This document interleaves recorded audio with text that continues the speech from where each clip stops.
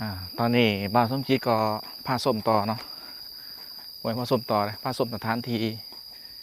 ที่บ้านส้มจีบ่เคยมาเนาะก็ได้มาเห็นอู้หอกองพุ่นหอกองคือว่ากับบ่สูงเนาะบ่สูงเท่าวัดนะแต่ก็ว่างามอยู่เลยเฮ็ดงามอยู่เดี๋ยวหาไปส้มบ้านส้มจีก็พายางยางส้มวัดเพิ่นถือว่าวัดเพิ่นกว้างๆโอ้มีโซนแม่ค้าอีกโอ้มีโซนแม่ค้าอีกแต่บ่กล้าเข้าไปเนาะบ่อยากรบกวนเพิ่นมีโซนแม่ค้าอีกท่านผู้ชม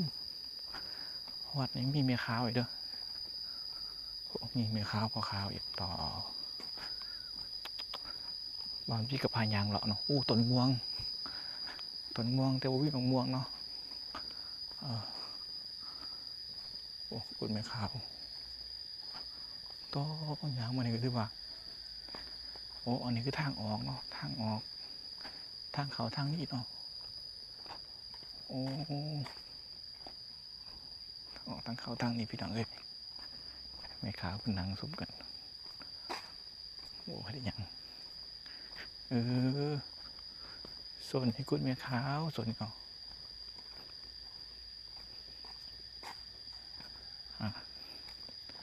บางทีประกาศไปรบกวนเนาะแต่ว่าก็ย่างให้เบิ่งมันกว้างมันใหญ่ส่วนใดโอ้โหมีน้องบัวท่านผู้ชมน้องบัวเมื่อกี้น้องบัวนี่คือสีปลาลายเนี่ยบ้านพิจิตรไทยเบิ่งเนาะบ้านน้องบัวแท้เลยนี่น้องบัวให้บ่กำลังเป็นหมาป้ากระไรท่านผู้ชมบางคนบ่อนปูบะอยู่คุณดูปลากระไรคือน้องบัวนะท่านผู้ชม